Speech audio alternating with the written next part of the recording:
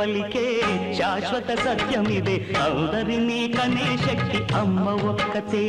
అవతార పురుషుడైనా ఓ అమ్మకు కొడుకే